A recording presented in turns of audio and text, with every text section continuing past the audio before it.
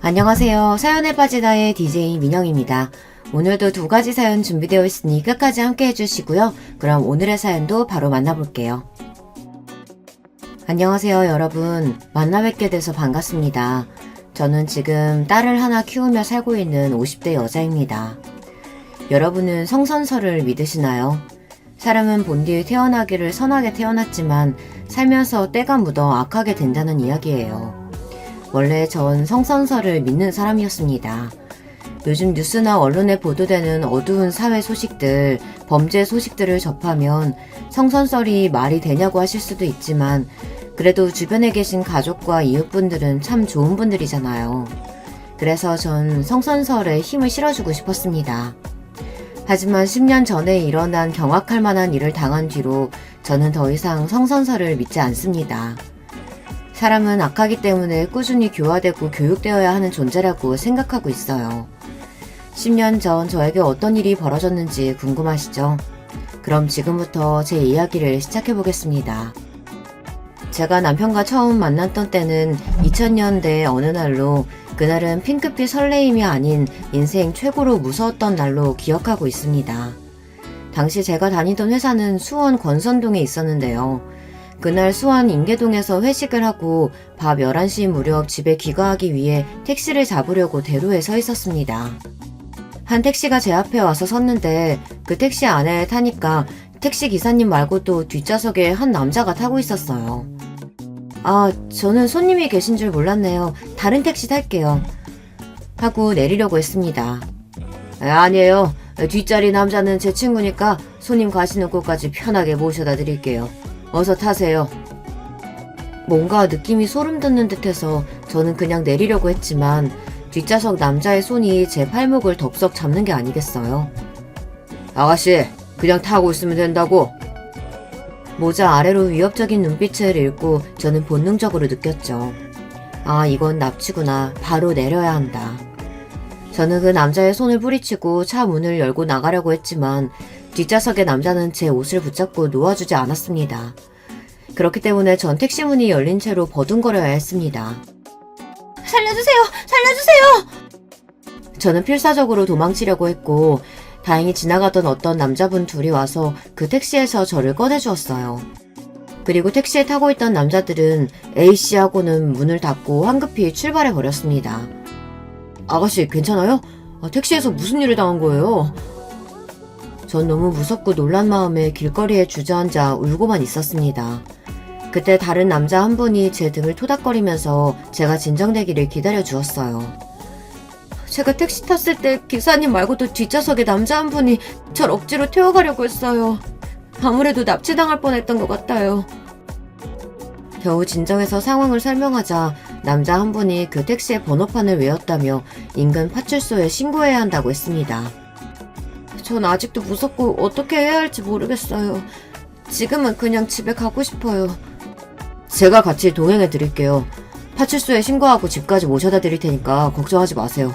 아, 저 이런 사람입니다.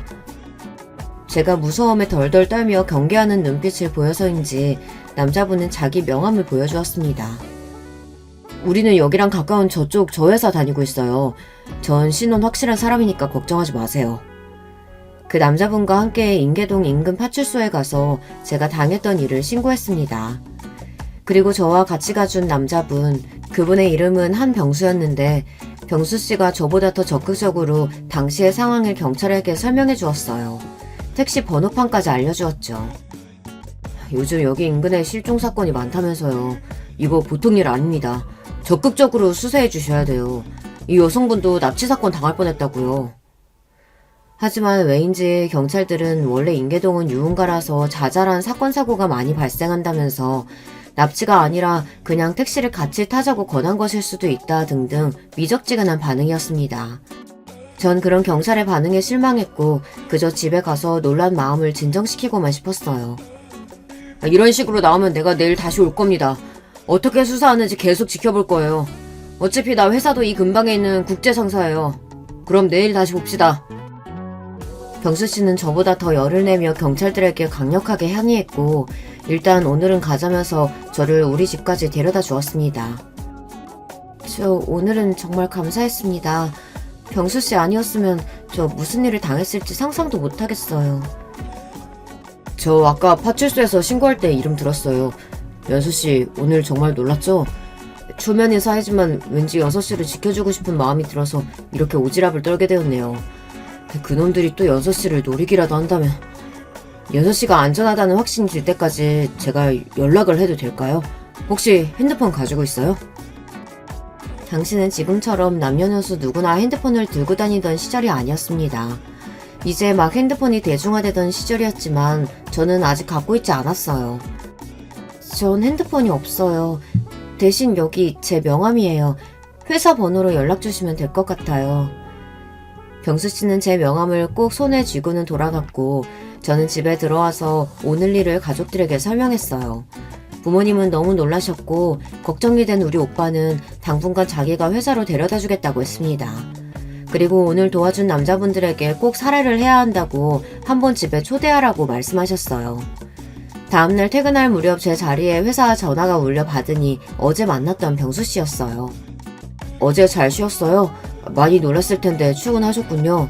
어떻게 몸은 괜찮으세요? 네, 덕분에 어디 다친 데 없이 어제 잘 쉬었어요. 이제 괜찮습니다. 다행이네요.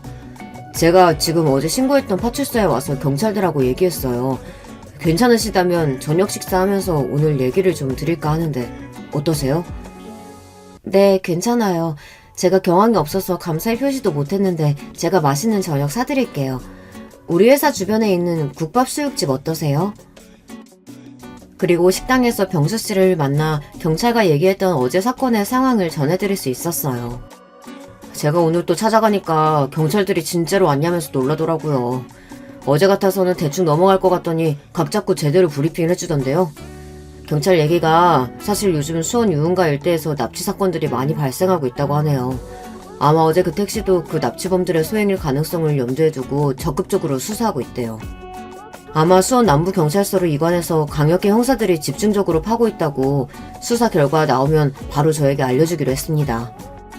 그렇군요. 어제 일 당하고도 사실 진짜 납치가 아니길 바랬는데 제가 정말 큰일 날 뻔했던 거네요. 다시 한번 병수 씨에게 너무 감사드려요. 뭘요. 대한민국 신체 건강한 남자가 여자를 보호하는 건 당연하죠. 그리고 이거 받으세요. 병수 씨는 저에게 새 핸드폰을 내밀었어요. 그저 연서 씨가 안전한지 연락을 드리고 싶어서 산 거니까 부담 갖지 마세요. 제가 사드린 거고 앞으로 전화요금은 꼬박꼬박 연서 씨가 내는 겁니다. 갑자기 휘말린 사건 때문에 정신이 없었는데 그제서야 병수 씨를 제대로 살펴보게 되었어요. 이 남자 단순히 날 도와준 사람뿐이 아니구나. 날 좋아하는 것 같아. 어제부터 제가 불안하지 않게 든든하게 지켜주고 남자답게 일을 처리하는 모습까지 사람이 참 믿을만하고 멋지다고 느껴졌어요.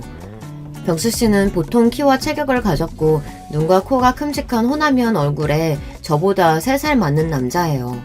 잘생긴 미남이라고 할 수는 없지만 남자답고 호쾌한 외모였습니다.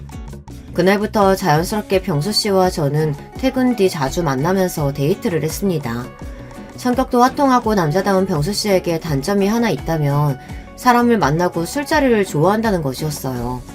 툭하면 절친들과 회사 동료들, 오며 가며 친해진 이웃 사촌까지 술 약속이 참 많았어요. 병수 씨는 늘 술이 거나하게 취해서 우리 집 앞에 와서 제 얼굴을 꼭 보고 갔습니다. 병수 씨와 사귀면서 제가 가진 불만은 술을 너무 좋아한다는 것이었어요. 그래서 술에 취해 있는 모습이 참 싫었지만 짧게나마 저를 보고 싶다고 우리 집 앞에 와서 제 볼에 뽀뽀를 하고 껴안으며 난 연서가 너무 좋아. 우리 늙어 죽을 때까지 함께하자. 이렇게 애정 표현을 하는 그를 보면 도저히 미워할 수가 없었어요. 우리 친정 가족들은 제가 연애한다는 사실을 눈치채셨어요. 임마, 너 어떤 논팽이 만나고 있는 거야. 이 오라버니 허락 받아야 되는 거 알지?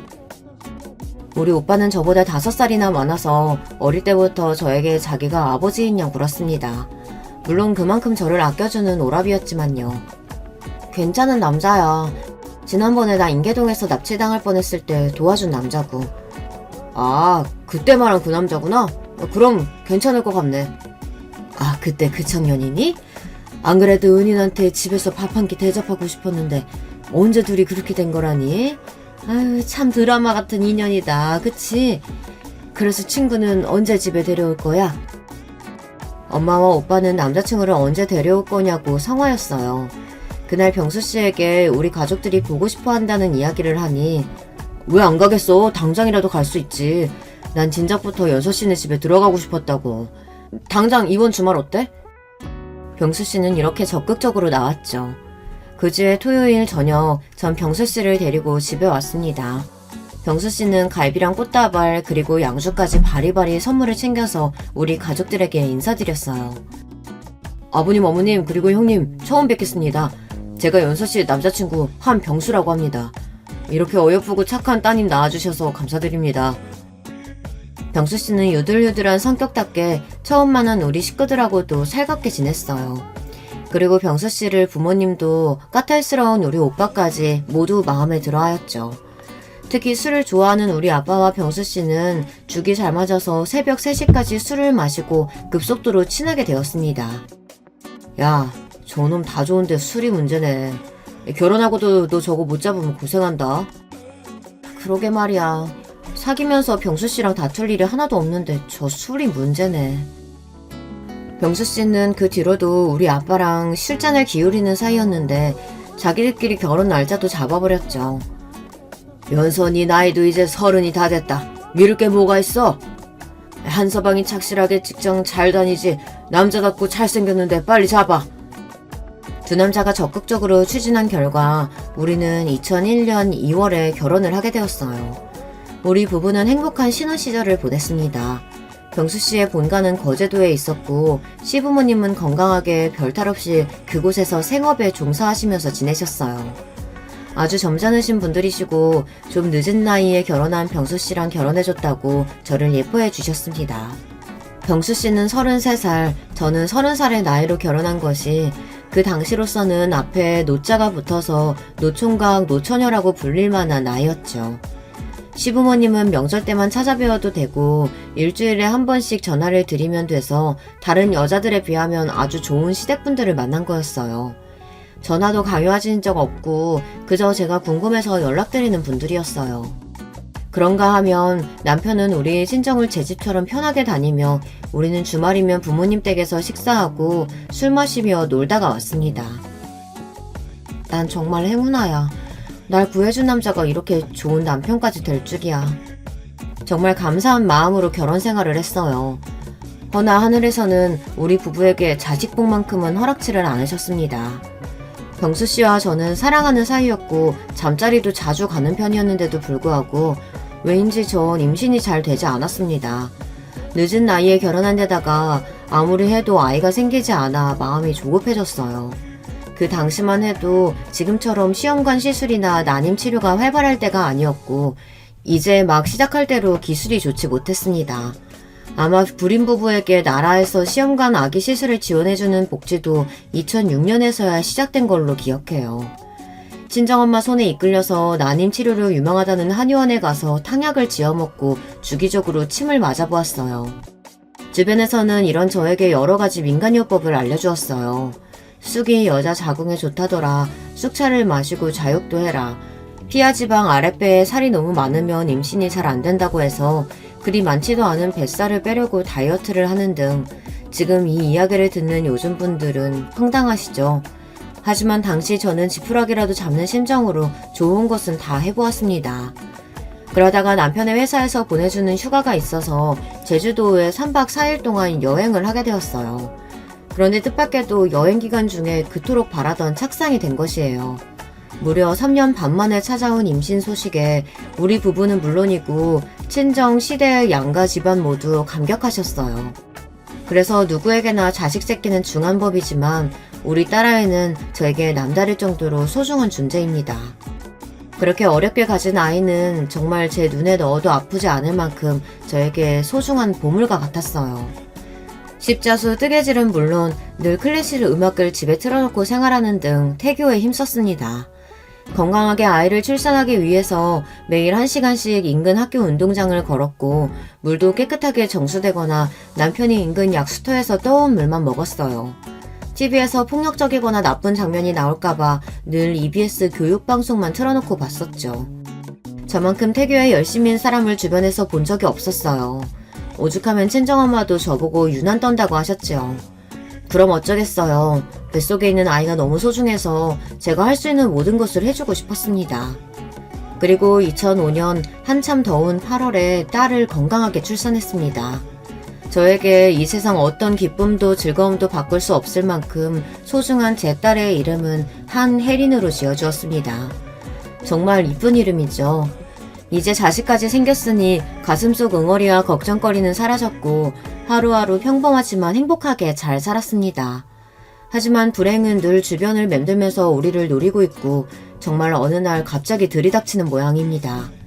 경악할 만한 일이 우리 가족에게 벌어지고 말았죠.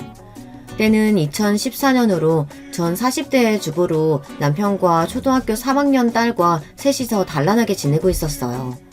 그날따라 남편은 해외 출장을 간다며 분주해 보였습니다. 콧노래까지 부르면서 저에게 속옷이랑 양말을 3세트씩 챙겨놓으라고 말했어요.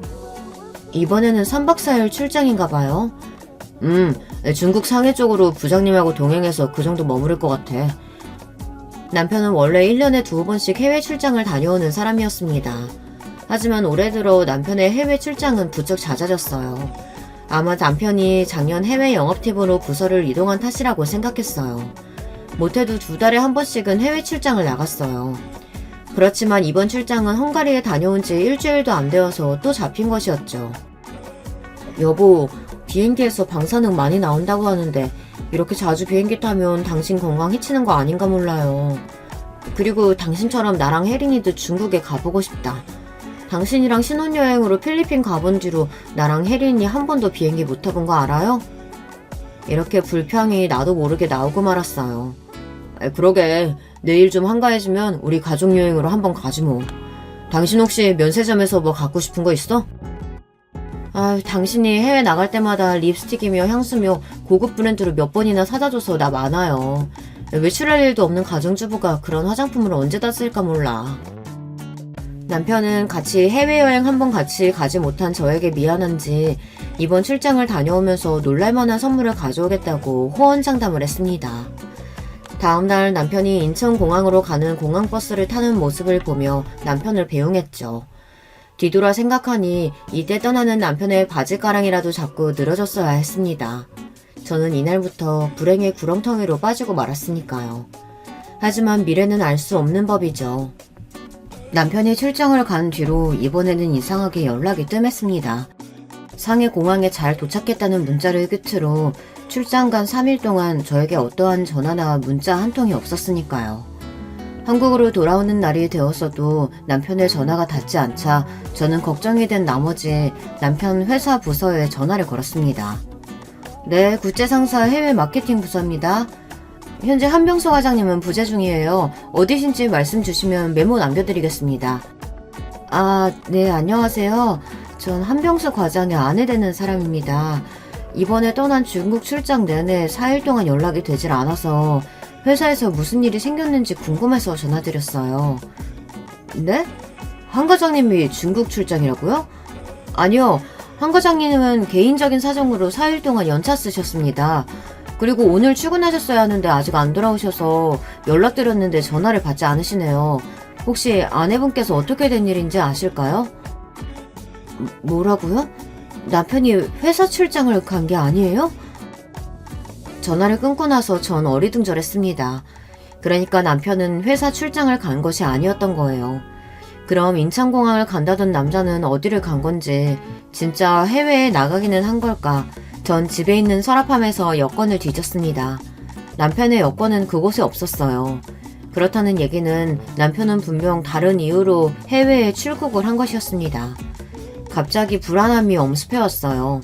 몇 시간이 지나고 제 막연했던 불안함은 현실로 드러나고 말았습니다. 한 병원에서 연락을 받은 것이에요. 여보세요? 혹시 한병수 씨 보호자 되십니까? 환자분이 소지하고 있던 신분증의 이름은 한병수고 생년월일은 1968년 3월 9일입니다. 이 환자분과 가족관계 되십니까? 네, 제 남편이에요. 제가 그 사람 아내고요. 제 남편 지금 어디 병원이라고요? 저는 불이 나게 연락받은 병원으로 달려갔습니다. 하지만 병원에서 남편의 모습은 찾을 수 없었고 전 안내 데스크에서 한병수 환자를 찾고 있다고 말했습니다.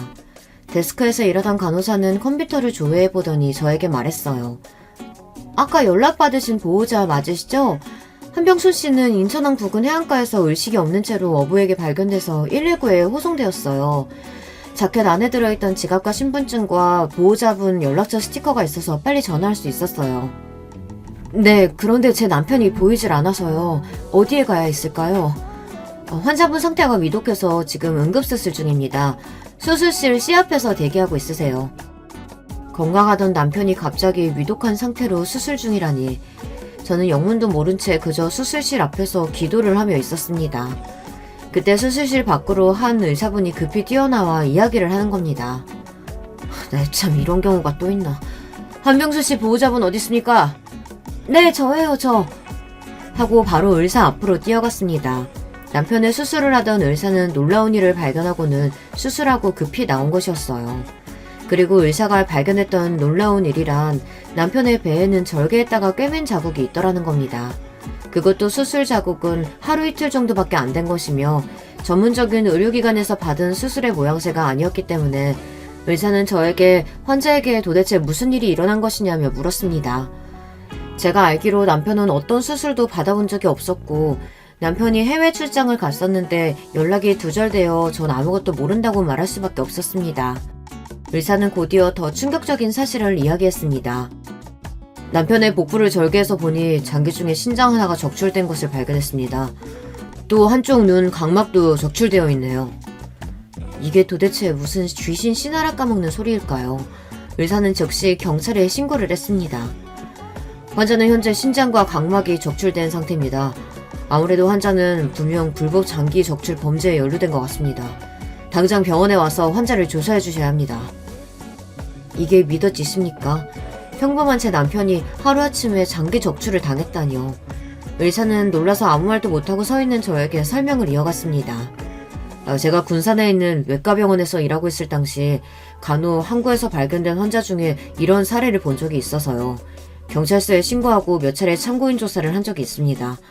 군산경찰서에서는 중국이나 필리핀의 불법 조직에서 한국인 관광객을 타겟으로 납치해서 필요한 장기를 적출하고 나서 운이 없으면 중국 땅에 버리고 운이 좋으면 밀항선을 통해서 우리나라 항구 쪽에 버린다고 합니다. 중국의 장기 이식 비즈니스는 아주 큰 사업입니다. 당시 사람의 간의 가격은 미화 13만 달러, 신장 가격은 미화 8만 달러로 꽤 큰 돈을 벌 수 있었기 때문이죠. 중국 공산당은 2013년에 국가 장기 분배 시스템을 구축했고 암암리에 중국의 이식 장기가 풍부한 것은 정치범에게서 장기를 적출했기 때문이라는 무시무시한 이야기입니다. 저도 옛날에 어디 뉴스에서 중국에 여행 갔던 어느 신혼부부의 시신이 발견되었는데 그 안에 장기가 송두리째 사라져 있었다고 들은 것 같아요. 전 그냥 괴담인 줄로만 알았는데 제 남편이 그런 범죄에 연루되었다니 정말 믿기지 않는 일이었어요. 저는 간절하게 남편이 무사하게 수술을 마치고 깨어나기를 기도드렸습니다. 다행히 또 남편은 수술이 끝나고 병실에 옮겨진 지 5시간 만에 깨어나서 눈을 떴어요. 여보, 정신이 들어요? 당신 정말 죽다가 살아났어. 해외 출장 가서 도대체 무슨 일이 있었던 거예요? 남편은 수술한 부위가 아픈지 신음소리만 내며 제 질문에 답하지 못했습니다. 저는 병실 밖 간호사에게 가서 남편이 마취해서 깨어났고 고통이 심하니 좀 봐달라고 했죠. 그렇게 잠시 뒤 병실에 돌아와 보니 그 사이 어떤 남자 2명이 남편과 심각한 이야기 중이었습니다. 그 남자들은 바로 형사였던 거예요. 아까 의사의 신고로 형사는 피해자인 남편에게 어떤 일이 일어났는지 물어보고 있었습니다. 중국은 실종과 납치가 빈번하게 일어나는 나라예요. 언론에 크게 알려지진 않았지만 실은 중국이나 필리핀 등에서 한국인 실종자는 결코 적지 않은 수준이죠. 그 중에 한병수 씨처럼 살아서 신장과 각막 하나만 없어져서 돌아온 케이스는 정말 적죠. 그래서 어떤 일을 당하셨고 누구를 만났는지 소상히 말씀해 주셔야 우리가 한병수 씨를 그렇게 만든 용의자들을 추적할 수 있을 겁니다. 저는 제 일을 알리고 싶은 마음도 없고요. 경찰에 조사를 요청한 적은 더더욱 없습니다. 제발 돌아가 주세요. 이건 한병수 씨 마음대로 넘어가고 덮어둘 일이 아닙니다. 강력범죄고 형사사건이기 때문에 우리는 수사에 들어가야 한단 말이에요. 계속 이렇게 협조하지 않으시면 저희도 다른 방법을 써야겠네요. 일단 다음에 다시 돌아오겠습니다. 회복하시고 되도록 빨리 서해 나와서 조사에 협조해 주시기 바랍니다. 무슨 연유인지 남편은 경찰에 수사 요청해도 중국에 가서 어떤 일을 당한 건지 입을 다물고만 있었어요. 여보, 잘은 몰라도 당신이 국제 범죄자들에게 그렇게 끔찍한 일을 당한 거라면 우리 경찰이 수사해서 잡아야 하지 않겠어요? 지금도 어디선가 그 나쁜 놈들이 한국 사람들에게 또다시 몹쓸 짓을 한다면 어떡해요. 남편은 저에게 아무 말도 못하고 그저 반대 방향으로 돌아 누웠습니다. 병원에서 강제로 적출된 장기가 없어도 괜찮은지 몇 가지 검사들을 계속 진행됐고 남편은 다행히 건강을 잘 회복할 수 있었습니다. 하지만 남편은 전에 없이 한숨을 쉬며 낯빛이 까만 채로 하늘만 멍하니 보며 시간을 보내고 있었어요. 아마도 무시무시한 일을 당한 트라우마 때문인 것 같았어요. 그리고 간병을 하며 옆을 지키는 저에게나 병문안을 온 시부모님에게도 그 누구에게도 남편은 말하기 싫다며 자꾸 돌려보내기만 하는 겁니다. 그렇게 밝고 건강하던 사람이 이제 사람하고는 말도 하기 싫다는 뜻이요. 남편의 건강이 이상이 없을 거라며 병원에서 퇴원하라고 해서 우리는 퇴원 준비를 하고 있었어요. 그러고 있는데 일전에 남편에게 찾아왔던 형사 중 한 분이 다시 찾아오셨어요. 참고인으로 범죄조사 소환 통보 드렸으나 거절하시니 이렇게 정식으로 출석 요구서를 갖고 왔습니다. 퇴원하시는 길에 우리 서해 가셔서 몇 가지 사실관계 확인하고 한병수 씨 진술을 받아야 합니다. 하는 수 없다는 듯이 남편은 형사와 함께 경찰서를 향했습니다. 저도 따라가려고 했지만 형사는 안 된다고 했고 남편도 저에게 절대 따라오지 말라며 굳은 표정으로 떠났습니다. 전 혼자서 남편의 병원 짐을 챙겨 집으로 돌아왔어요. 성치 않은 몸으로 경찰서에 혼자 간 남편이 너무 걱정되어서 가만히 쉬지도 못하고 청소를 하고 빨래를 하며 시간을 보냈는데요. 그러고 남편은 4시간 만에 집으로 돌아왔습니다. 몸에 힘이 하나도 없는지 휘청거리면서 들어와서 소파에 털썩 앉아서 얼굴을 두 손에 파묻고 있었습니다. 여보, 성치 않은 몸으로 경찰서까지 가서 고생 많았어요. 조사는 잘 끝났어요? 그런데 이제 나에게도 모든 사실을 이야기하지 않아요? 당신 출장 간 날부터 오늘까지 당신한테 무슨 일 벌어진 건지 아무것도 모른 채로 입 닫고 있었지만 이제는 알아야겠어요. 한참을 고민하던 남편은 괴로운 얼굴을 하고서 저에게 그동안의 일을 털어놓았습니다. 그 충격적인 진실을 알게 된 뒤부터 현재까지 저는 성악설을 믿고 있습니다. 사람이란 두꺼운 납작쥐로 어떤 짓이든 벌일 수 있음을 그때 알게 되었으니까요. 남편은 약 7개월 전 강남의 한 룸사롱에서 접대 회식을 하며 술판을 벌이고 놀다 한 마담을 만나게 되었습니다. 이름은 박서윤으로 그 술집의 마담인데 빵빵한 가슴과 잘록한 허리 그리고 남자를 녹여내는 화술을 가진 30대 초반의 여자라고 합니다. 그 마담을 처음 본 날부터 남편은 박마담에게 마음을 빼앗겼다고 합니다. 그 뒤로 술자리는 무조건 그 룸사롱으로 잡아서 박마담과 놀았고 급기야 얼마 지나지 않아서 호텔을 잡고 유부남으로서는 해서는 안 되는 짓까지 해버린 거죠. 잠자리를 가진 뒤 남편은 더욱 그 마담에게 홀려버렸고 정말 제정신이 아니었다고 합니다. 하지만 마담은 이런저런 핑계를 대며 남편이 원하는 만큼 만나주지 않았다고 해요. 아마 마담이 같이 놀던 재력가 남자들과 달리 남편은 평범한 회사의 과장일 뿐이니까요. 그래도 남편은 포기하지 않고 그 마담에게 잘해주고 자신의 마음을 계속 어필했다고 합니다. 그때 마담은 남편에게 한 가지 제안을 했다고 합니다. 자기가 해외 출장을 가야 하는데 동행해줄 수 있느냐고요. 이미 제정신이 아닌 남편은 단숨에 박마담의 제안을 승낙했고 그 이후 남편은 회사의 출장을 핑계로 둘러대며 마담과 해외여행을 3차례나 다닌 것입니다. 하지만 좀 의아한 여행이 아닐 수 없었습니다. 중국에는 북경이나 상해처럼 유명하고 발전된 관광지 도시가 좀 많나요? 이상하게도 마담과 남편이 간 지역은 랴오닝성과 같이 낙후된 지역을 방문했다는 겁니다. 그리고 낮 시간에는 남편과 관광을 하거나 호텔에서 그 짓을 벌이면서 놀다가 저녁 6시만 되면 호텔 현지의 어떤 중국 남자가 박마담을 데리러 왔고 마담은 그자와 나가면서 볼일을 좀 보고 오겠다고 외출을 했다는 겁니다. 그리고 밤 12시는 다 돼서야 호텔로 돌아오고요. 그동안 밤마당과 다닌 여행은 1박 3일 또는 2박 3일로 타이트했는데 이번 여행은 3박 4일로 여유있고 오붓하게 다녀오자고 박마담은 남편을 꼬셨습니다. 그리고 그 마지막 여행에서 남편은 장기가 적출되어 부둣가에 버려진 결말을 내고 말았죠. 남편은 그때를 생각하면 참을 수 없다는 듯이 짐승처럼 울었습니다. 그날 상해 공강에 내려서 당신한테 문자하고서 박마담과 호텔로 가는 차 안이었어. 박마담이 건넨 음료수를 마시고 정신을 잃었는데 깨어나 보니 어딘지 모르는 곳에서 나는 알몸으로 손발이 묶인 채 수술대 위에 있었어. 그때 말소리가 다 들리는데 난 너무 무서워서 잠에서 깨지 않은 척하고 듣고만 있었지. 거센 억양의 중국말을 하는 남자와 박마담 둘이서 이야기를 하고 있었는데 이 자식이 40대인데도 하도 술을 퍼먹어서 그런가 간 상태는 좋지 않을 거야. 각막이랑 신장 정도면 어떻겠어. 중간에 이런 말을 박마담이 했던 것 같아. 그 말을 듣고서야 상황 파악이 된 거야. 나는 다급하게 소리쳤지. 박마담 지금 내 장기 떼어서 팔려고 하는 거 아니지? 제발 나 좀 살려줘. 나 한국에 보내주란 말이야. 그때 중국 남자가 나에게 다가와서 기절시켰지. 그리고 눈을 떴을 때 여구 한국의 병원에서 수술받고 회복실에서 깨어난 거야. 당신은 옆에서 나를 잔뜩 걱정하며 곁에 있어주었고.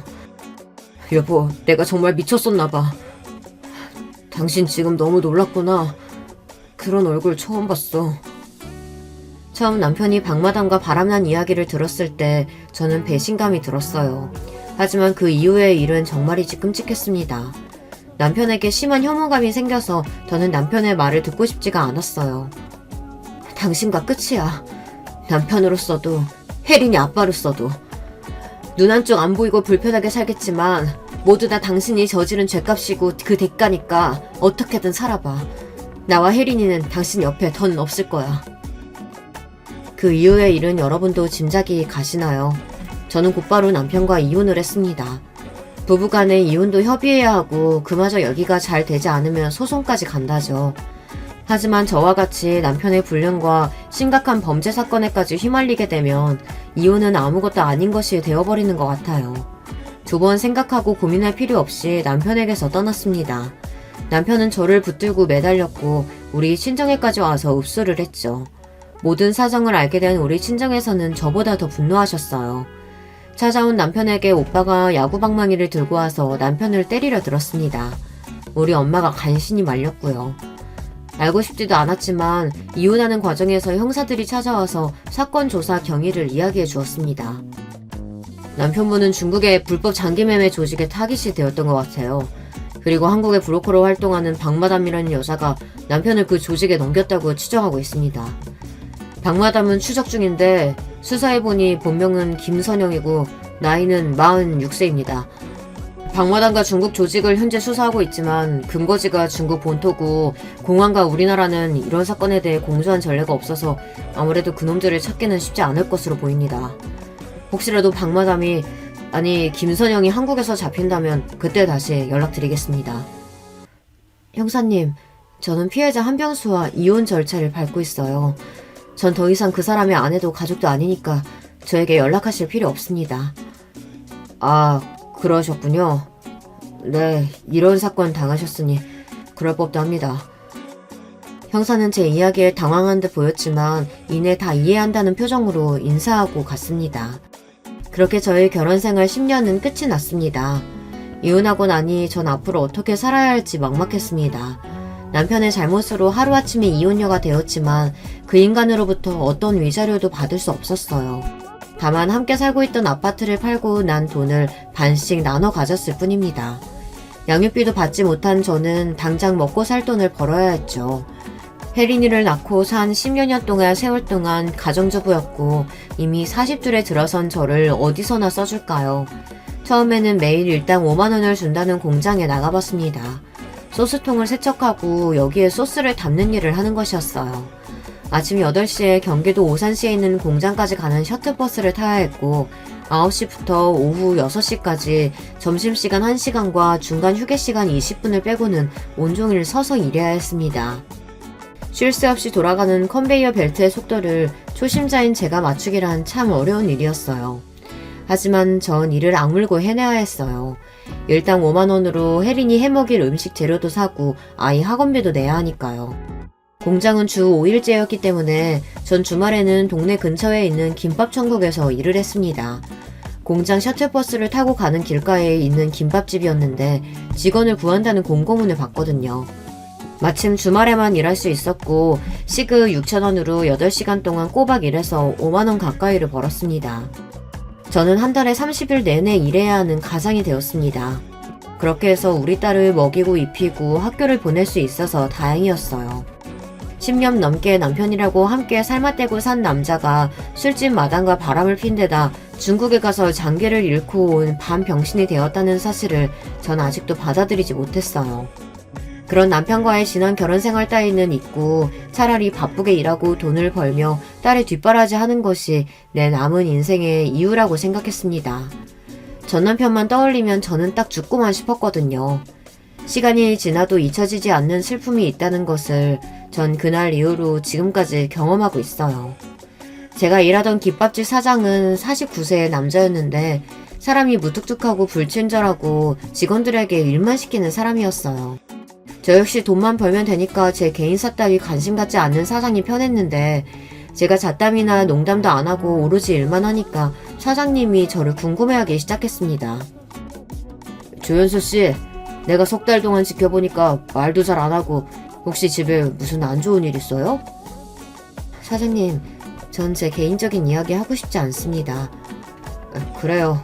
그럼 이건 어때요?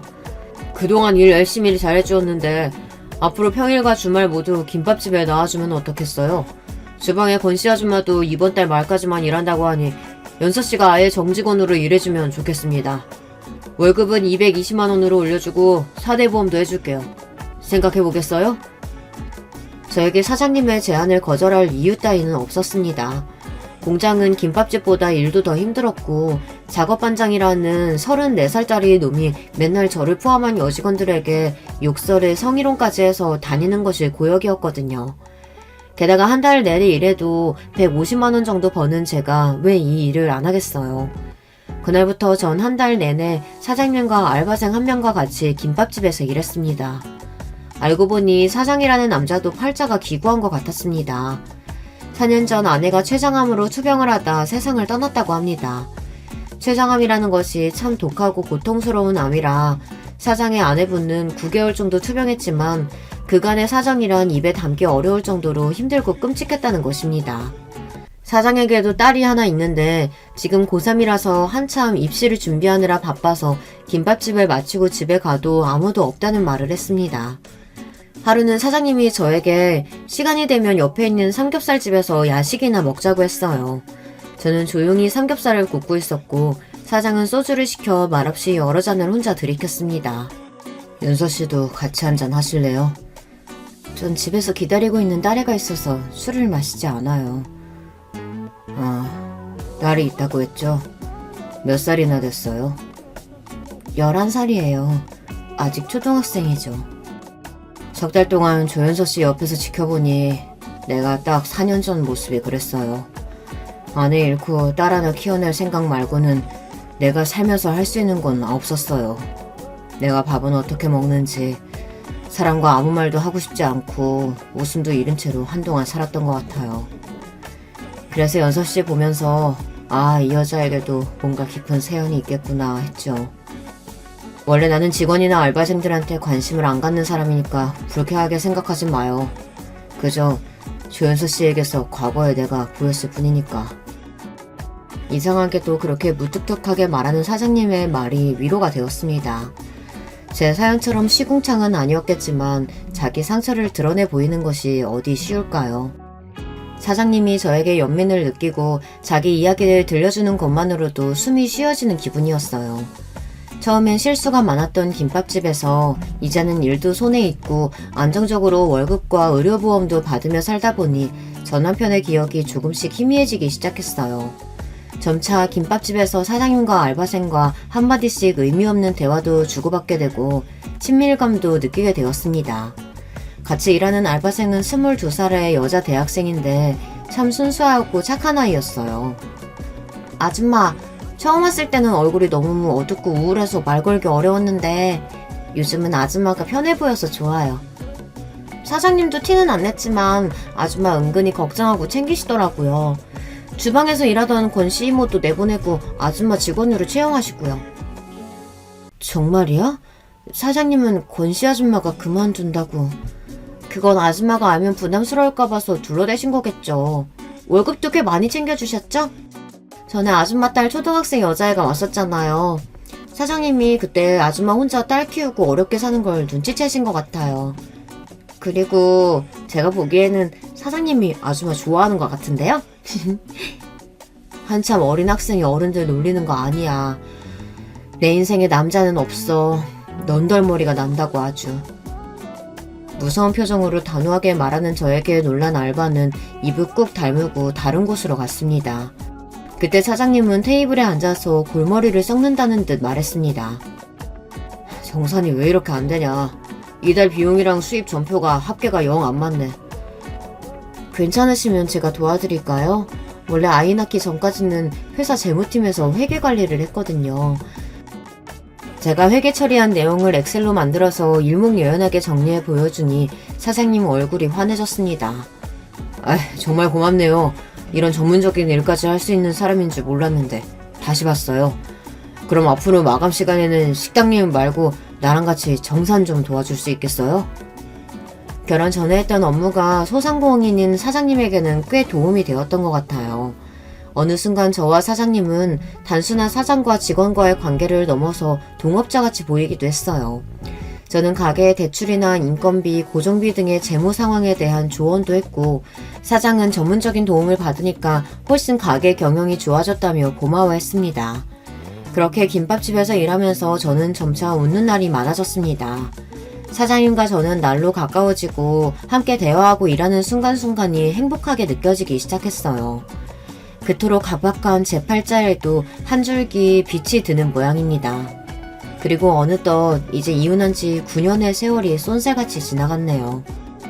여러분, 저에게도 자랑할 만한 일이 처음으로 생긴 것 같아요.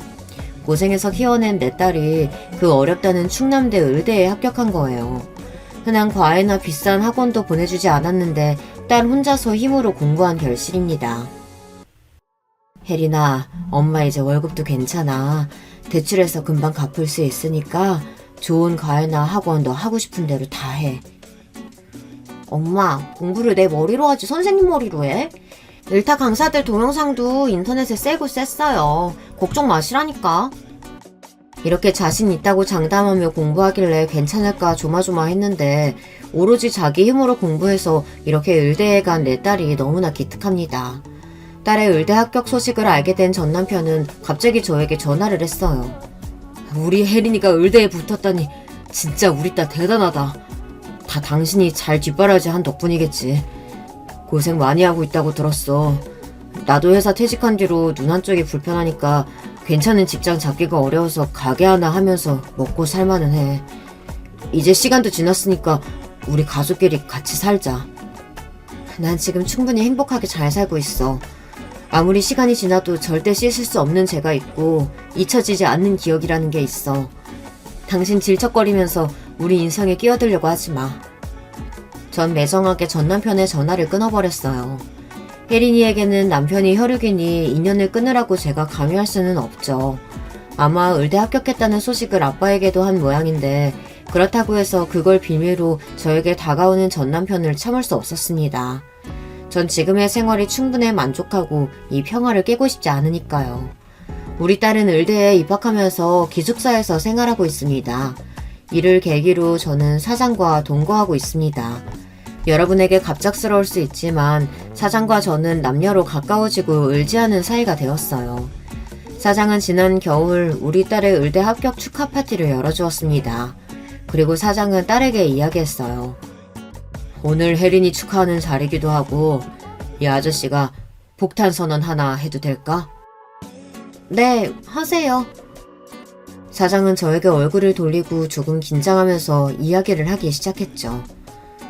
나 곧 있으면 환갑이에요.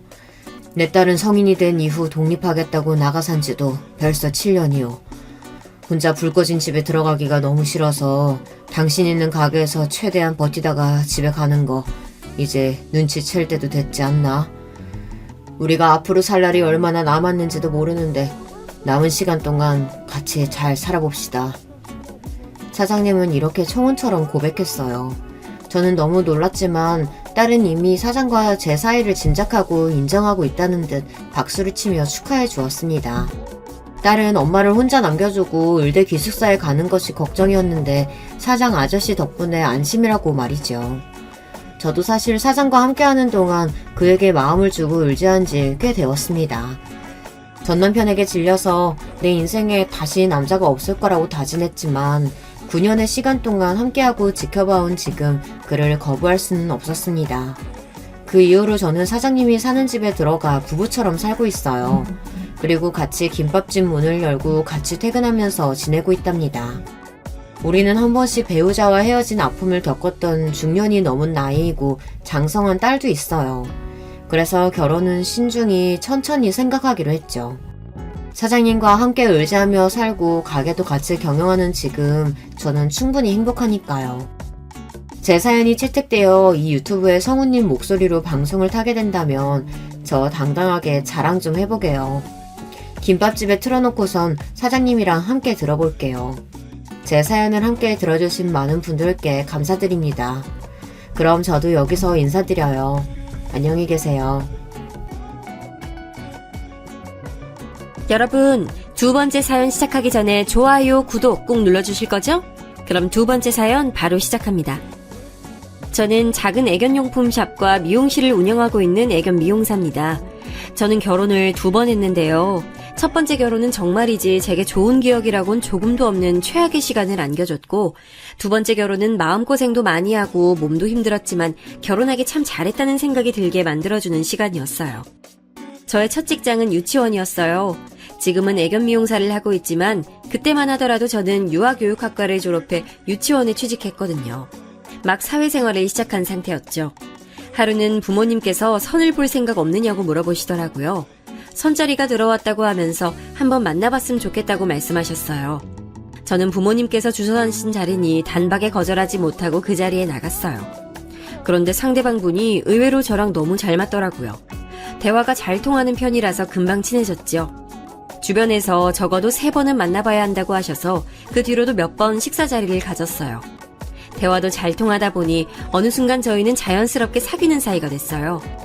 저는 그렇게 빨리 결혼할 생각은 아니었는데 전 남편 쪽에서 꽤 많이 서두르더라고요. 지금 이야기하지만 저는 확신도 없는 상태에서 그 사람과 결혼을 한 것이나 마찬가지였어요.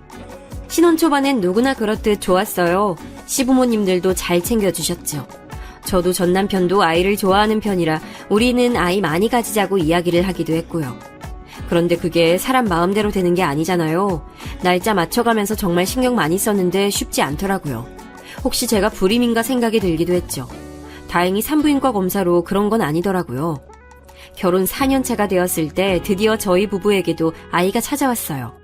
너무나도 행복하고 설렜죠. 하지만 그런 기분도 잠시, 아이는 유산됐어요. 애타게 기다린 만큼 마음도 많이 아팠죠. 시어머니께서는 어쩔 수 없는 일이라고 하시면서 괜찮다고 곧 좋은 소식이 들릴 것이라고 하셨지만 제 마음은 그게 아니었어요. 설상가상으로 유산 이후 방문한 병원에서는 아이를 가지기 힘들 것 같다고 하시더라고요. 시부모님께서는 엄청난 충격을 받으셨습니다. 전 남편이 3대 독자였거든요. 그런데 며느리가 갑자기 아이를 갖지 못할 것이라고 하니 그 충격이 보통은 아니었지요. 전 남편 역시 어쩔 수 없는 일이라곤 하지만 엄청 실망한 얼굴을 하더군요. 그날 이후 저와 전 남편 사이는 대면대면해졌어요. 저 역시도 고민이 많았고요. 저는 아이를 가질 수 없었고 전 남편은 독자로 자식이 필요했죠.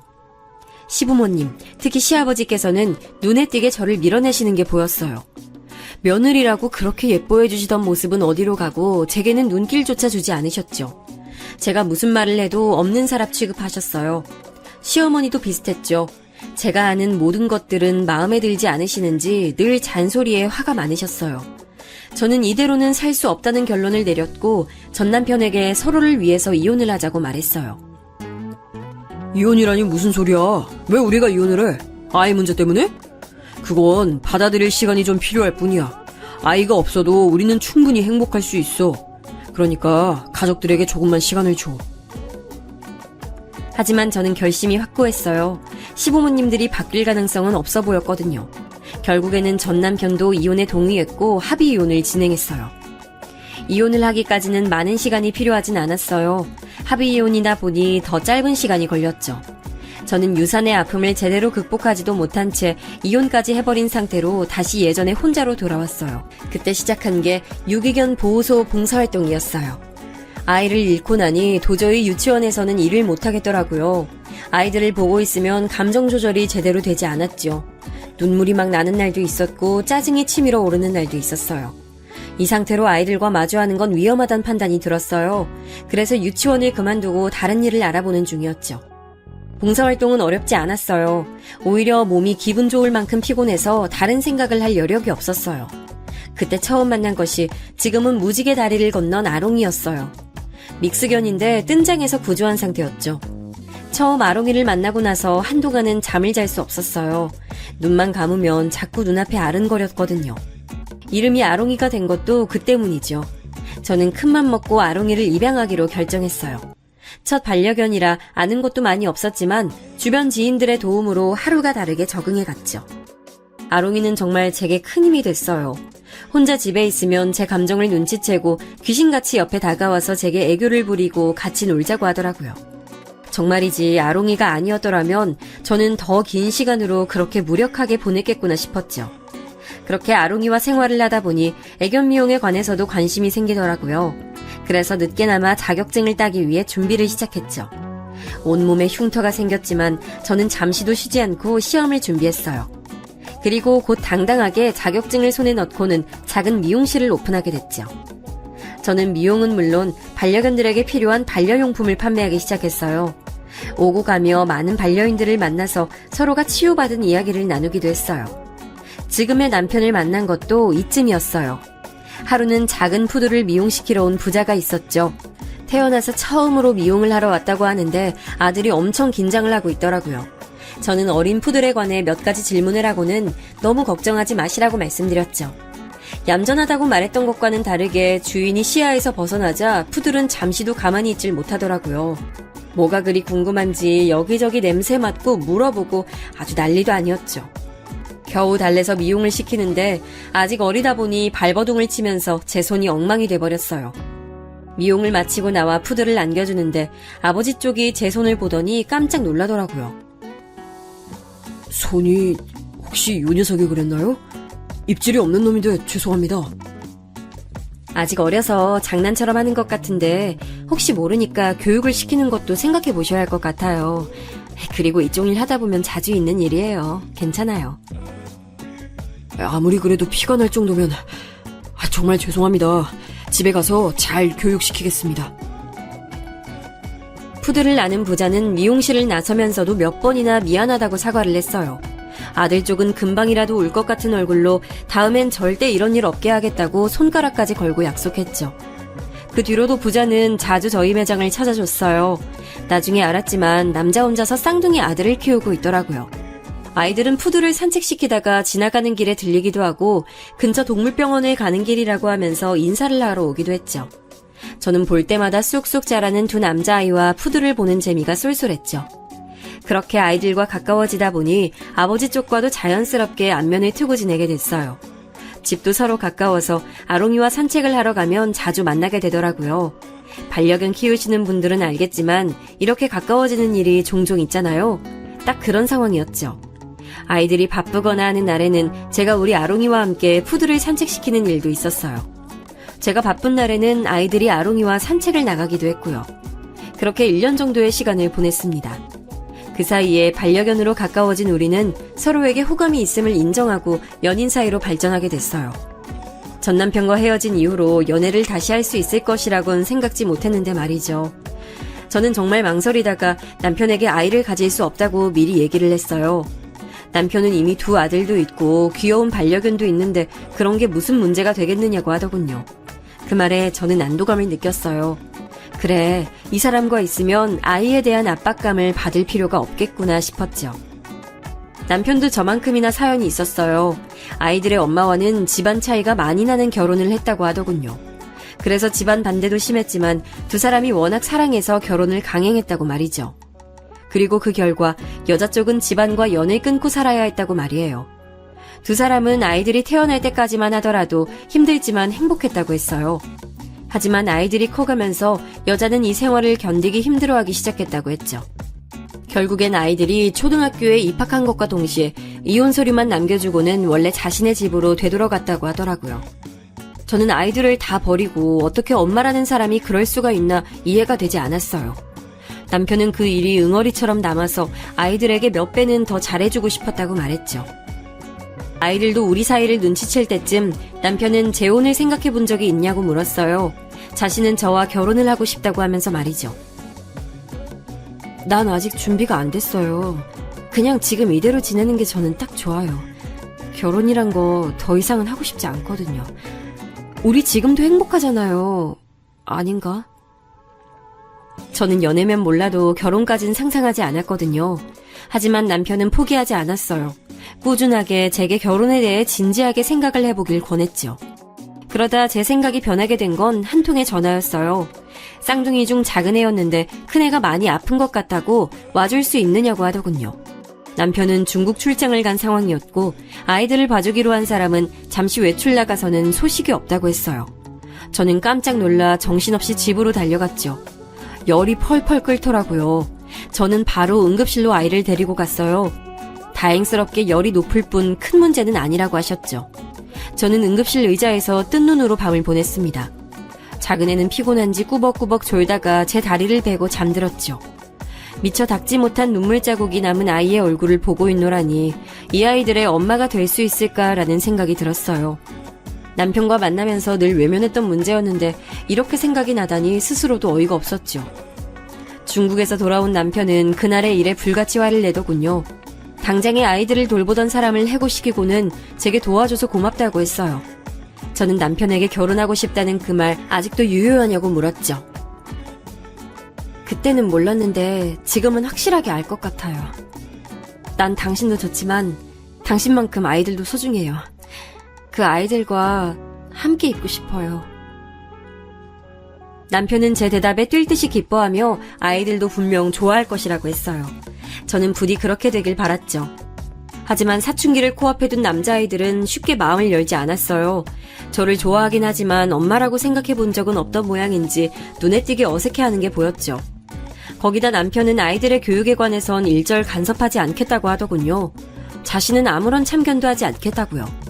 저는 혼자서 무슨 수로 사춘기 아이들을 가르칠 수 있느냐고 도와달라고 했지만 남편은 입만 꾹 다물고 있었죠. 저는 배신감이 들었어요. 행복한 가족이 될 수 있을 것 같다고 말한 사람은 도대체 어디로 가고 이렇게 나몰라라 할 수 있는지 너무 속상했죠. 하지만 제게 그렇게 여유를 부릴 시간이 없었어요. 겨우 발품을 팔아 아이들에게 맞는 학원을 찾아보내기 시작했어요.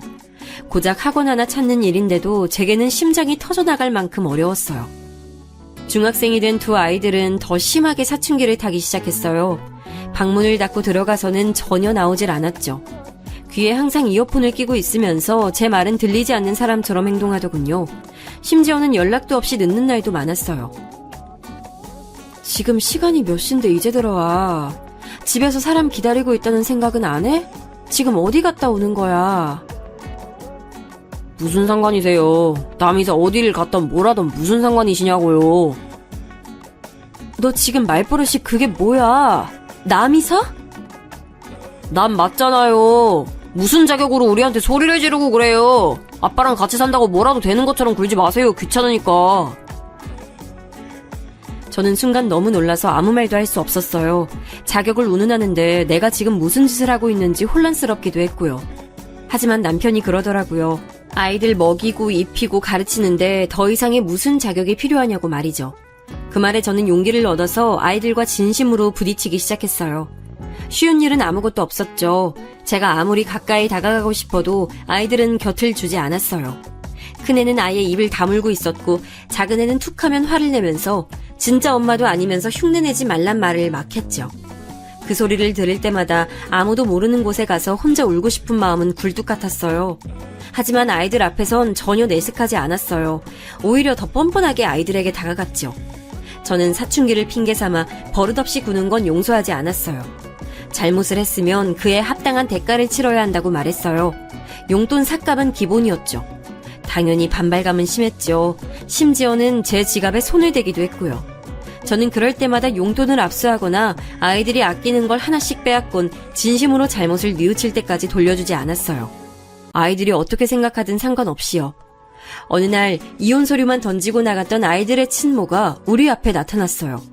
머리부터 발끝까지 명품을 잔뜩 걸친 여자는 다짜고짜 아이들을 만나게 해달라고 했죠. 남편은 불같이 화를 내면서 절대 반대를 외쳤어요. 저 역시도 그렇게 하고 싶었고요. 하지만 어린 시절 아이들은 어떻게 생각할지 모르잖아요. 겉으로 표현한 적은 없지만 혹시나 엄마를 그리워한 건 아닐까 그런 생각이 들었죠. 저는 흥분한 남편을 다독이며 아이들에게 의견을 물어보자고 했어요. 아이들도 처음엔 난감한 표정을 지었어요. 갑자기 나타난 엄마가 자신들을 보고 싶어 한다는데 당황하지 않을 아이들이 어디 있겠어요. 그럼에도 두 아이들은 친모를 만나고 싶다고 하더군요. 속은 상했지만 저는 친모를 향한 마음 때문에 저에게 더 벽을 세우고 밀어내지 않길 바랄 뿐이었습니다. 친모와 만나고 들어온 날 아이들의 얼굴은 그 어느 때보다도 밝아 보였어요. 남편은 못마땅한 얼굴로 재밌는 시간을 보냈냐고 물었어요. 진짜 그런 경험 처음이었어요. 아빠 그거 알아요? 백화점 VIP는 매장을 돌아다닐 필요도 없다는 거. 가만히 있는데 사람들이 우르르 들어와서는 마음에 드는 거 보라고 우리 앞에서 패션쇼도 하던데요? 그게 뭐가 신기해? 난 아직 들어오지도 않은 게임기 그거 들면서 해보라고 하는 게 더 재밌었는데? 주방에서 신난 아이들의 목소리를 듣고 있던 저는 불안한 마음이 들었어요. 혹시나 엄마하고 살겠다고 하면 어떻게 하나 그 생각만으로 머리가 터질 것 같았죠. 남편은 아이들이 좋아하는 모습을 보니 차마 다른 말도 못하고 그냥 듣고만 있었어요.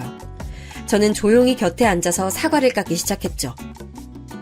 근데 엄마가 자기랑 살지 않겠냐고 물어보던데? 갑작스러운 작은애의 말에 깜짝 놀란 저는 순간 칼을 놓치고 말았어요. 깊게 베인 건 아니지만 금방 손에서 피가 흘렀죠. 남편과 아이들의 깜짝 놀란 얼굴로 저를 쳐다보더군요. 저는 괜찮다고 말하며 과일을 챙겨 주방으로 도망쳤어요. 손은 하나도 아프지 않았어요. 오히려 우려하던 일이 벌어졌다는 사실에 마음이 답답했죠. 자꾸만 눈가가 화끈거렸어요. 그날 이후로 친모는 자주 아이들을 찾아왔어요. 학교에서 기다리다가 애들을 데려가고는 딸랑 문자 하나만 보내더군요. 저는 아무것도 할 수가 없었어요. 마음 같아서는 아이들을 휘두르지 말라고 하고 싶었지만 다녀올 때마다 행복해하는 아이들의 얼굴을 보면서 속으로 참아야만 했죠. 아이들이 무슨 생각을 하고 있는지 알 수 없다는 점이 제게는 더 불안하게 다가왔어요. 그렇게 아슬아슬한 관계가 이어지는 것도 한 달이 됐나 갑자기 친모에게서 만나자는 연락이 왔어요. 아이들이 어떤 환경에서 살고 있는지 보고 싶다면서 집으로 오겠다고 하는 걸 저는 밖에서 만나자고 했죠. 아이들한테 들었는지 모르겠지만 앞으로 내가 데리고 살려고요. 아이들도 그렇게 하겠다고 하고. 거기다 난 충분히 아이들한테 그쪽보단 완벽한 환경 제공할 능력도 있거든요. 사실 쥐꼬리만한 월급으로 애들한테 뭘 해줄 수 있겠어요. 그 문제라면 애들 아빠하고 이야기하세요. 저 불러서 하실 말씀은 아닌 것 같아요. 그 사람이랑 무슨 대화를 한다고. 그리고 막말로 그쪽도 내가 애들 데려가면 좋은 거 아니야?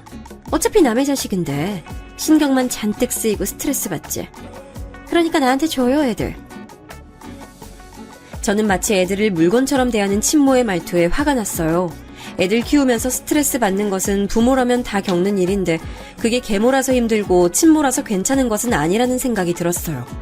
저는 아이들이 원하지 않는 일은 절대 할 생각이 없다고 말하면서 자리를 박차고 나와버렸죠. 집에 들어온 저는 막 씻고 나온 아이들과 마주쳤어요. 저는 흥분을 가라앉히려고 애쓰면서 아이들에게 물었죠. 너희도 엄마랑 살고 싶어? 아빠랑 나랑 말고 엄마랑 살고 싶어? 아이들은 무슨 소리를 하느냐는 듯이 저를 바라보더니 엄마를 만났냐고 묻더군요. 저는 다시 한번 아이들에게 물었어요. 우리가 엄마한테 갔으면 좋겠다고 생각하시잖아요. 저희만 없으면 아빠랑 두 분이서 좋은 거 아니에요?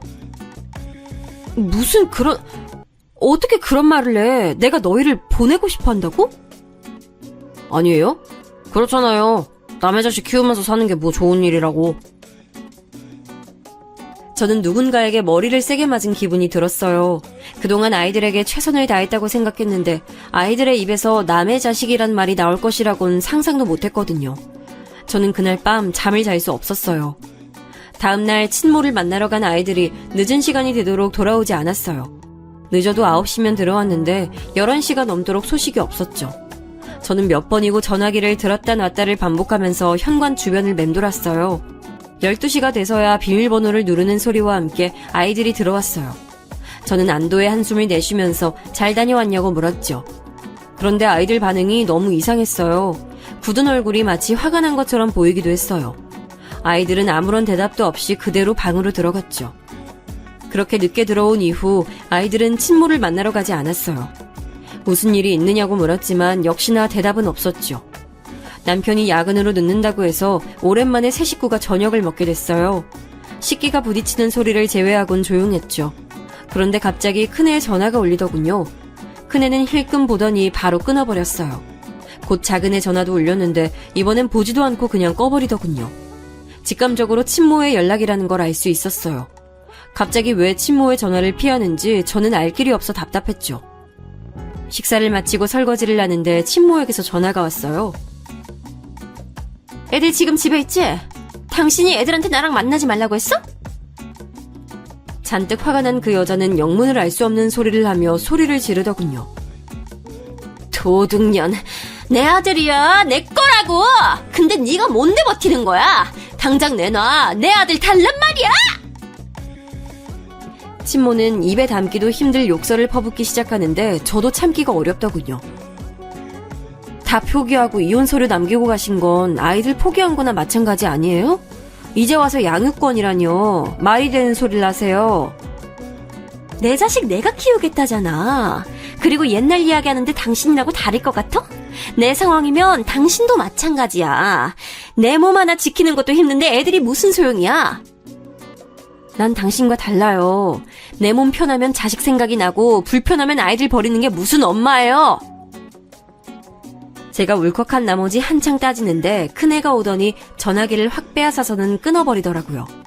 너무 놀란 제가 움직이지도 못하고 서 있자 아이는 제게 전화기를 돌려주며 절대 전화도 받지 말고 찾아와도 만나지 말라고 하더군요. 이번에야말로 무슨 일이 있었는지 꼭 들어야겠다는 생각이 들었어요. 결국 작은애가 담담하게 이야기를 하더군요. 그냥 우리 왜 두고 갔는지 물었을 뿐이에요. 저는 하늘이 노랗게 변하는 기분이 들었어요. 뭐라고 들었냐고 물었더니 키우는 게 너무 힘들어서 버리고 도망갔다고 고백했다며 담담하게 말을 했죠. 저는 친모라는 사람을 용서할 수가 없었어요. 어떻게 애들한테 그런 말을 양심 고백이란 말 아래 할 수 있는지 이해가 되지 않았죠. 그렇게 했으면서 아이들을 데리고 살겠다고 이야기하다니 뻔뻔스러운 것도 정도가 있어야지 이건 너무하다 싶더라고요. 급기야 남편은 친모와는 이야기가 되지 않는다며 아이들의 외가를 찾았어요. 그런데 그쪽에서는 오히려 아이들을 전혀 원하지 않는다고 했다는 거예요. 순간 정신이 아득해지는 기분이었죠. 만약 아이들이 이 사실도 모르고 외가로 갔었을 장면을 상상하니 피가 거꾸로 솟았습니다. 남편은 친모를 확실하게 단속해달라고 말하고 돌아왔죠. 그날 이후 친모는 한 번도 아이들 앞에 나타나지 않았어요. 아이들도 딱히 친모에 관한 이야기를 하지 않았고요. 그러던 어느 날 늦은 시간에도 아이들에게서 연락이 없었어요. 전화를 아무리 걸어도 받지 않았죠. 알아보니 학원에 가지 않았더라고요. 친구들은 집에 들어가는 것을 봤다고 하고요. 저는 깜짝 놀라 온 동네를 찾아다녔죠. 점점 더 불안해지면서 무슨 사고라도 난 건 아닌가 걱정이 됐어요. 그러다 혹시 친모가 데려간 건 아닐까 싶은 생각도 들었죠. 그렇게 한참을 뒤져서 겨우 사람 없는 놀이터에 앉아있는 아이들을 찾았을 때는 정말이지 감사합니다 소리가 절로 나오더라고요. 저는 갑자기 사라진 이유를 물었지만 아이들은 아무 말도 하지 않았어요. 집으로 돌아오는 차 안에서 운전대를 꼭 쥔 저는 아이들에게 단호하게 말했어요. 너희가 날 싫어하는 건 상관없는데 이런 식으로 행동하는 건 이번이 마지막이야. 위험한 일에 말려들었으면 어쩔 뻔했어. 나는 그런 상상만 해도 손이 덜덜 떨리고 무섭거든? 그러니까 하고 싶은 말이 있으면 그냥 해. 다 듣고 있을게. 어떤 말이든 상관없어. 그리고 나도 앞으론 너희가 힘들게 하면 힘들다고 다 얘기할 테니까 비겁하게 우리 숨지도 도망치지도 말자. 알겠지? 두 아이들은 제 말에 대답 대신 입을 삐죽거렸지만 저는 그래도 상관없었어요. 기분 탓인지 모르지만 아이들 얼굴이 조금은 달라진 것 같았거든요. 나중에 알았지만 그날 친모가 찾아왔었다고 해요.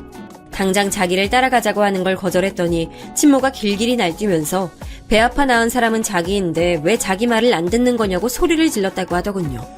그러면서 아이들에게 눈치도 없느냐고 제가 얼마나 자기들이 사라지길 바라는지 아느냐고 하는데 이유도 없이 화가 나고 속상해서 도망쳤다고 말해줬죠. 고등학생이 되면서 확실하게 두 녀석은 분위기가 많이 바뀌었어요. 반항기는 쏙 빠지고 공부에 진지하게 임하기 시작했죠. 특별한 호칭 없이 지내던 녀석들이 제게 아줌마라고 부르기 시작한 것도 이쯤이었어요. 기분이 묘하더군요. 매번 저기, 저 이렇게만 불리다가 아줌마라고 제대로 불린다는 게 좋았어요. 아이들과 더 가까워진 기분도 들었죠. 해가 바뀌어 아이들이 수험생이 되자 저 역시도 신경 쓸 일이 한두 가지가 아니더라고요. 아이들은 공부하기 바쁘고 저는 입시 설명회를 들으러 다니기 바빴죠. 이미 대학을 보는 엄마들이 그러더라고요. 아이들 대학은 엄마가 부지런해야 잘 갈 수 있다고 말이죠. 남편은 누가 수험생인지 알 수가 없다고 하면서 놀렸지만 저는 아무렇지도 않았어요. 아이들 수능이 끝나고 저는 정말 잊을 수 없는 순간을 경험했는데요. 수능 성적표가 나온 날 아이들이 쭈뼛거리면서 다가와서는 성적표를 내밀더라고요. 큰애는 공부 잘하는 건 알고 있어서 기대만큼 나왔는데 작은애가 엄청 분발했더라고요. 예상 점수를 웃돌고 있었죠. 이대로라면 상향 지원을 해도 될 정도였어요. 저는 너무 축하한다고 두 아이들에게 말했어요. 아이들은 자기들끼리 눈빛을 교환하더니 자세를 반듯하게 세우곤 제게 말을 했죠. 엄마가 끝까지 도와주셔서 그래요. 정말 감사드립니다. 엄마라고 부르고 싶었는데 저희가 상처를 너무 드려서 입 밖으로 나오질 못했어요. 죄송하고 정말 감사드려요. 저는 그날 아이들에게 처음으로 엄마라는 소리를 듣게 됐어요. 저는 너무 놀라서 아무런 말도 할 수 없었어요. 멍하게 아이들 얼굴만 번갈아 바라보고 있는데 이런 제 표정이 웃겼는지 키득거리며 웃기 시작했죠. 엄마, 거울 좀 봐요. 무슨 귀신 같아요. 그게 뭐예요? 그네가 손거울로 제 얼굴을 비추는데 번쩍 정신이 들었어요. 눈물이 흘러서 화장이 번졌더라고요. 저는 급하게 화장실로 달려가 얼굴을 씻었죠. 아들들은 제 반응에 재미를 붙였는지 그날 하루 종일 엄마를 부르면서 저를 따라다녔어요. 그때마다 눈물이 터지려고 해서 혼났죠. 저는 아이들에게 다 큰 녀석들이 징그럽게 왜 이러냐고 했지만 사실은 너무 기뻐서 계속 불러줬으면 좋겠다는 생각이 들었어요. 한 번 물꼬를 튼 엄마라는 소리가 이제는 자연스러워질 때쯤 남편에게 물었어요. 왜 처음에 모든 걸 제게 맡겼는지 말이죠. 가장 많은 시간을 함께 보내는 사람들이 서로 부딪히고 이야기하고 해야지. 중간에서 내가 나서면 오히려 서로 진심을 알아가는데 더 많은 시간을 보냈을 거야. 어쩌면 지금처럼의 관계는 만들 수 없었을지도 모르고. 남편의 말이 묵직하게 다가왔어요. 남편은 무엇보다도 저라는 사람을 믿었기에 가능했다고 말했어요. 괜히 코끝이 찡해졌죠. 아이들의 진짜 엄마가 되고 나서 아들들은 저에게 종종 데이트를 청했어요. 남편은 쏙 빼고 셋이서만 나갔다 오는 일도 많았죠. 훤칠하게 자란 아이들의 팔짱을 끼고 나가서는 영화도 보고 전시회를 다니기도 했어요. 대화도 많아졌고요. 재미있게도 아이들은 제게 자신들의 연애도 숨기지 않고 말하더라고요. 저는 그 어린 아이들이 이렇게 자라서 연애도 하는가 싶어 기분이 묘했어요. 세월 앞에 장사 없다는 말처럼 시간은 정말 빨리 흘렀어요. 아이들은 군대를 다녀오고 대학을 졸업했죠. 군대 가는 날에 제가 얼마나 울었는지 아이들이 부끄럽다고 남편더러 빨리 저 좀 데리고 가라고 할 정도였죠. 부대에서 아이들 물건이 도착했을 때도 마찬가지였어요. 군대에서 잘 지내고 있는지 걱정이 태산 같았는데 편지를 받고 나니 눈물이 터져 나오더라고요. 그때의 편지는 아직도 간직하고 있습니다. 대학 졸업 후 큰애는 건설회사에 입사했고 작은애는 자동차 회사에 입사했어요. 이름만 들으면 다 안다는 회사에 나란히 말이죠. 남들은 취준생 몇 년씩 한다는데 우리 아이들은 그런 것도 없이 단박에 졸업과 동시에 취직을 했습니다. 동네 사람들은 저만 보면 아들을 어떻게 키웠냐고 부러워했고 저 역시 어깨에 힘이 들어가더라고요. 남편과 저는 이제 아이들 장가만 보내면 끝이라고 하면서 둘만의 노후 계획을 세웠어요. 정년 퇴직 이후에 뭘 할까 이야기하는데 아들들이 정색하면서 분가는 안 할 거라고 하더라고요. 무슨 말도 안 되는 소리를 하느냐면서 결혼하면 독립은 당연하다고 했죠. 큰애가 엄마 아빠를 모시고 살고 싶다고 말하자 작은애도 덩달아 나서서는 같이 살 것이라고 말했죠. 요즘 누가 시집살이 한다고 해. 다 싫다고 하지. 그리고 엄마도 며느리 둘 모시고 못 산다. 이러다 손주 태어나면 다 나더러 보라고 할 거 아니야. 나 못해. 절대 안 해. 두 아들들도 절대 양보할 수 없다고 팽팽하게 맞섰어요. 저는 호언장담하는 아이들이 귀엽기만 했어요. 그러던 어느 날 큰애가 집에 여자친구를 데려오고 싶다고 하더군요. 그동안 한 번도 이런 일이 없었던 터라 괜히 제가 더 긴장됐죠. 결혼하고 싶은 사람이냐고 물었더니 고개를 끄덕이더라고요. 저는 날짜와 시간을 정해서 알려달라고 담담한 척 말했지만 속으론 입 밖으로 심장이 튀어나올 것 같았어요. 처음 인사하러 온다는데 어떤 걸 준비해야 할까, 메뉴는 뭐가 좋을까 머릿속이 복잡했죠. 지인들도 한두 마디씩 거들어주면서 첫 인사 자리를 어떻게 하면 되는지 알려줬어요. 그런데 그중 한 친구가 조심스럽게 제게 말을 꺼냈죠. 너희 집 사정은 말했대? 재혼 가정이란 거. 그래도 알리는 게 맞지 않을까? 순간 들뜬 제 마음이 순식간에 가라앉았죠. 아들이 여자친구를 데려온다는 사실만 생각했지 우리가 재혼 가정이라는 건 아예 잊고 있었더라고요. 저는 급하게 큰애에게 물었어요. 혹시 재혼 가정이란 말 했느냐고 말이죠. 큰애는 왜 그걸 이야기해야 하느냐고 오히려 묻더라고요. 혹시나 그쪽 집에서 좋지 않게 생각할 수도 있잖아. 어른들 중에 그런 거 따지시는 분들 많아. 그러니까 여자친구한테도 이야기해줘. 재혼 가정이 왜요? 뭐가 문제인데요? 엄마가 어때서? 우리 엄마인데 다른 사람들이 뭐라고 하든 무슨 상관이에요? 큰애는 평상시엔 얌전하고 차분한데 한 번씩 이렇게 고집을 부릴 때는 감당하기 어려울 정도라 저는 심호흡을 하고 어떻게 이야기를 납득시켜야 하나 고민이 됐어요. 옆에서 듣고 있던 작은애도 덩달아 뭐가 문제인지 모르겠다고 하더라고요. 저는 두 아이들을 바라보면서 누군가에게 잘못이 있는 게 아니라 재혼 가정은 결핍이 있다고 생각하는 어른들이 있을 수 있다고 말했죠. 아이들은 더 이해가 안 간다는 얼굴을 하면서 고개를 절레절레 흔들었어요. 누군간 그렇게 생각할 수도 있다는 거야. 난 너희들에게 최선을 다했고 너희는 나한테 그 이상의 기쁨을 줬지. 그래서 난 단 한 번도 너희가 내 아들이 아니라는 생각 한 적 없어. 그런데 세상 사람들은 그렇게 보지 않을 거란 말이야. 어떻게 해도 난 계모일 뿐이지. 큰애는 우선 이야기는 해보겠지만 이걸 문제 삼는다면 자신은 결혼하지 않을 것이라고 분명히 이야기했죠. 작은애는 끝까지 이해할 수 없다는 말만 반복했고요. 저는 그런 두 아이들을 보면서 그런 마음을 먹은 사람은 아니길 바랬어요. 큰애가 여자친구를 데려오겠다고 한 날 저는 긴장으로 흥건해진 손을 몇 번이고 닦아야 했습니다. 곧 벨이 울리고 차만 아가씨와 함께 큰애가 들어왔죠. 처음 인사하는데 너무 예쁘더라고요. 제가 차를 즐기신다고 들었다면서 수줍게 닭이 세트를 내밀면서 초대 감사하다고 말하는데 마음에 쏙 들었죠. 저는 잘 왔다고 선물 너무 고맙다고 말하곤 식사부터 권했어요. 식탁에서도 저는 아가씨에게서 눈을 뗄 수가 없었습니다. 젓가락질도 얼마나 잘하는지 나무랄 곳이 한 군데도 없었어요. 작은애는 손님 얼굴에 구멍 뚫리기 일보 직전이라고 하면서 그만 좀 쳐다보라고 핀잔을 줬죠. 저는 너무 예쁜 아가씨라서 저절로 시선이 갔다고 말했더니 부끄러워하면서도 감사하단 말을 빼놓지 않더라고요. 저는 일단 속으로 100점을 외쳤습니다. 큰애 여자친구를 마음에 들어한 건 저뿐만이 아니었어요. 남편도 조용하지만 강단 있어 보인다고 칭찬이었죠. 작은애는 밖에서 따로 본 적이 있는데 고집으로는 형을 이길 수 있는 사람이라고 말해줬어요.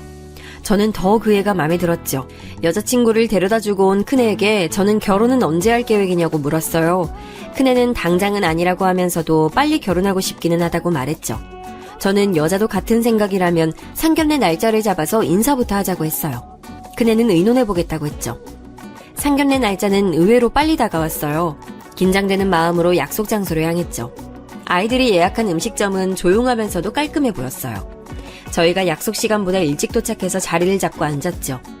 남편은 너무 긴장한 것 같다고 청심환이라도 하나 먹어야 될 것 같다며 걱정스럽게 저를 바라봤어요. 큰애도 얼굴색이 많이 창백하다고 걱정했죠. 저는 놀란 마음에 거울을 봤지만 별다른 점을 느낄 수 없었어요. 괜찮다고 말하면서 문 쪽을 자꾸 힐끔거렸어요. 약속 시간을 5분 정도 넘기고 나서야 문이 열리면서 사돈될 분들이 들어오셨죠. 바깥 사돈 자리에 앉으신 분은 정중하게 늦어서 죄송하다고 말씀하셨어요. 저희는 괜찮다고 하면서 서로 이야기를 주고받기 시작했어요. 안사돈 되실 분은 바깥 사돈과는 다르게 말도 빠르고 거침없이 이야기를 하신다는 느낌이었어요. 식사 시간 동안에는 별다른 말 없이 부드럽게 지나갔죠. 문제는 디저트를 먹는 상태에서 벌어졌어요. 신혼살림 이야기가 나왔는데 큰애 여자친구가 집에다 저희와 함께 산다고 말을 했다더라고요. 당황한 쪽은 저희였죠. 저는 분명 분가하라고 말했는데 이게 무슨 일인가 싶었죠. 저는 함께 살 생각 없다고 말하면서 분가를 시킬 예정이라고 했어요. 하지만 눈치 없이 큰애는 적어도 3년은 부모님을 모시고 살고 싶다고 말하더라고요. 여자친구도 동의한 문제라고 하면서 말이죠. 저는 예비사돈 눈치가 보이기 시작했어요. 신혼인데 뭐하러 어른들이랑 같이 살아. 너희들끼리 알콩달콩 지내는 게 더 좋지. 안 그렇습니까? 틀린 말씀은 아니신데 그래도 애들이 어른들 모시고 산다고 그러면 전 반대할 뜻은 없습니다.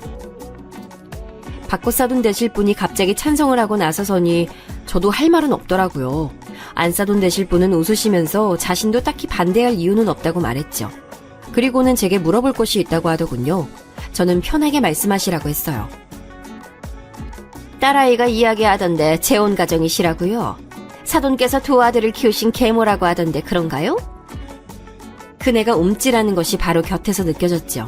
저는 식탁 아래로 아들의 손을 꼭 잡아주고는 솔직하게 말씀드렸어요. 그럼 더 다행이네요. 네? 계모라고 하시니 더 안심돼서요. 설마 계모시면서 시집살이 시키실 건 아니죠? 저는 말문이 턱하고 막혔어요. 남편도 자리가 불편한지 헛기침을 했죠. 큰애는 가만히 주먹을 쥐더니 이야기를 듣고 있었고요. 바깥사돈 되실 분이 가만히 있으라고 손짓을 했지만 안사돈 되실 분은 거침없이 말을 이어갔어요. 저희 애가 살림 사는 법도 잘 모르고 할 줄 아는 요리도 얼마 없거든요. 그런데 덜컥 어른들 모시고 살겠다고 하니 제가 얼마나 걱정이 되겠어요. 그런데 다행히 재혼가정이라고 하더라고요. 그 이야기 듣고 나니 안심도 되고 좋네요. 아들이라고 해도 계모인데 자기 배 아파서 낳은 자식이랑 어디 갔나요? 그럼 적당히 거리 두고 지낼 테고 당연히 며느리하고도 대면대면 하겠죠. 우리 애 힘들 것도 없이 딱이네요. 말씀이 지나치시네요. 저는 우리 아들들 키우면서 한 번도 제가 엄마가 아니란 생각한 적 없어요. 듣기 거북하네요. 저는 불편한 티를 여과 없이 드러냈어요. 어떻게 면전에 대고 저런 이야기를 할 수 있는지 도저히 이해가 되지 않았죠. 안사돈 되실 분은 이런 제 말에 발끈하며 말씀하셨어요. 제가 어디 틀린 말 했습니까? 계모가 왜 계모로 불리는데요? 말이야 똑같이 키운다느니 가슴으로 낳았느니 하지만 현실은 그렇지 못하죠. 어쨌든 계모라고 하시니 우리의 고생은 덜하겠다 싶네요. 안사돈 되실 분의 말이 끝나기 무섭게 우당탕 소리와 함께 큰애가 자리에서 일어나더군요. 사과해 주십시오. 저희 어머니 그런 말씀 들을 분 절대 아니세요. 저는 깜짝 놀라 큰애의 팔을 당겼지만 오히려 큰애는 요지부동이었어요. 안사돈 될 분은 인상을 쓰시면서 가르치는 말투로 큰애에게 말씀하셨죠. 이래서 계모가 문제 있다는 거야. 괜히 애들 눈치 본다고 잘못한 일을 잘못했다고 가르치질 못하니까 이런 일도 벌어지고. 어디서 어른한테 눈 똑바로 뜨고 대들고 있어. 내가 어디 틀린 말 한 것도 아닌데 어디서 못 배워먹은 틱을. 큰애 여자친구가 급하게 자신의 어머니 입을 막으려 했지만 이미 다 들어버린 후였어요. 그때까지 별다른 말 없이 앉아있던 남편이 자리에서 일어나더니 제 팔을 붙들고는 일으켜 세우더라고요.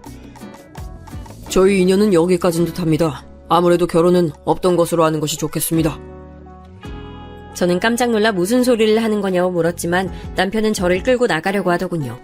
저는 이렇게 나가면 어떻게 하느냐고 말했지만 대답은 오히려 큰애에게서 나왔어요. 어떻게 하긴요. 결혼 엎어버리는 거죠.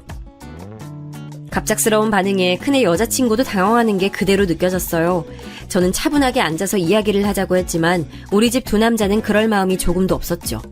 결국 저희 가족은 상견례 자리를 그대로 박차고 나왔죠. 집으로 돌아가는 차 안에서 저는 무슨 생각으로 이렇게 나왔냐고 두 사람에게 화를 냈어요. 하지만 두 사람은 반대로 더 이상 따져들지 못한 게 아쉽다고 하더군요. 상견례 자리였어. 이렇게 나올 자리가 아니었잖아. 내가 저번에도 말했지만 재혼 가정 그렇게 보는 사람들 있을 수 있다니까? 미리 말해줬잖아. 재혼 가정을 가지고 말하는 게 아니었잖아요. 엄마가 계모인 게 뭐 어때서. 우리 가족 사정 아무것도 모르면서 그렇게 말씀하시는 건 상대방에 대한 예의가 아니죠. 저는 그런 집 사위 될 생각 추호도 없어요. 저는 약간 흥분한 듯이 말하는 큰애를 보면서 지금 말고 살짝 가라앉으면 다시 이야기할 생각으로 알겠다고만 했어요. 집으로 돌아왔지만 상황은 달라진 것이 없었어요.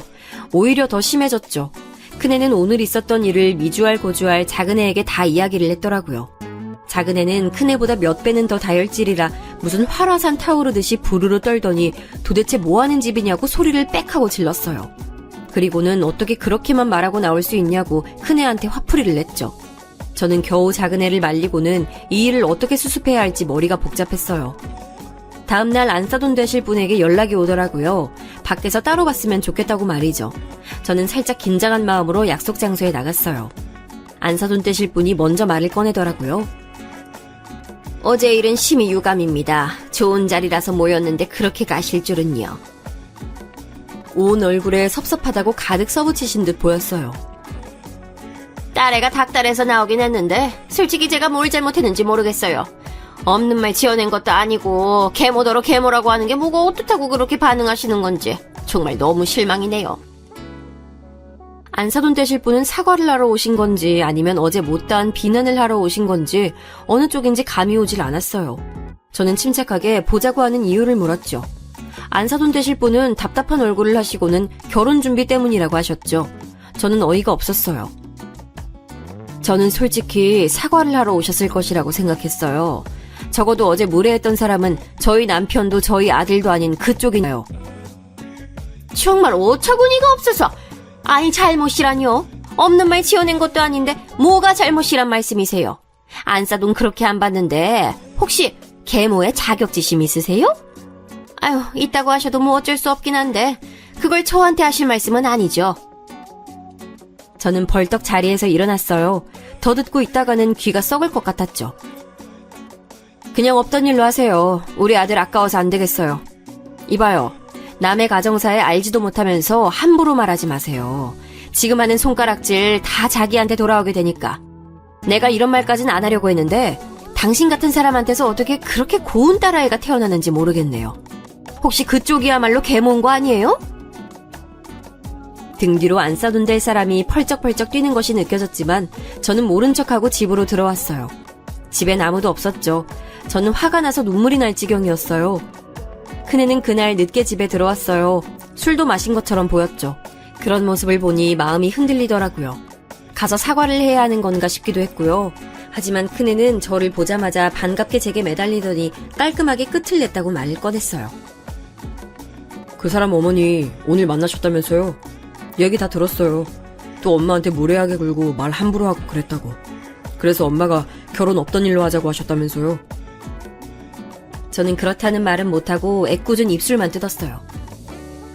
엄마, 전 다 괜찮아요. 엄마한테 나쁜 말 하는 사람들, 그런 사람들하고는 상종 못해. 안 해. 그러니까 저한테 미안하다고 생각하시면 안 돼요. 아셨죠? 저는 큰애의 등을 쓰다듬어주며 미안하다고 몇 번이고 중얼거렸어요. 다음날 큰애는 평소와 조금도 다를 바 없는 얼굴로 출근 준비를 하고 있었어요. 다른 가족들도 마찬가지였고요. 저는 마음이 불편했지만 내색하지 않으려고 했어요. 밤새 고민을 했지만 결국 저는 아들의 의견을 따르기로 마음먹었습니다. 여기서 제가 나서서 사과를 한다고 과연 이 결혼이 정상적으로 유지가 될 수 있겠는가 싶었죠. 그렇게 저희는 이 일을 잊고 있었습니다. 몇 년의 시간이 흐르고 사람마다 인연은 다 있는 모양인지 큰애도 작은애도 자기 짝을 만나 결혼했습니다. 착하고 부지런한 아이들이 며느리로 들어왔죠. 죽어도 한 집에서 살아야 한다는 아들 녀석들 때문에 저희 가족은 3층 빌라를 구입해서 살고 있어요. 각자 단독주택처럼 입구는 따로 있지만 서로 집에는 쉽게 오갈 수 있도록 만들었죠. 평소엔 각자 생활했지만 주말만큼은 가족끼리 모여서 밥을 먹기도 하고 단체로 캠핑을 가기도 했어요. 얼마 전에는 큰며느리에게 좋은 일도 찾아왔어요. 10개월만 지나면 제가 할머니가 된다고 알려줬죠. 가족들은 다 함께 기뻐하면서 부모가 되는 큰애 내외를 축하해줬죠. 지금도 저와 며느리들은 셋이서 종종 외출을 하는데요. 아들들이 자기들은 빼놓고 논다고 질투가 엄청납니다. 덕분에 많이 웃으면서 살고 있지요. 앞으로도 이대로만 지낼 수 있으면 좋겠다 싶네요.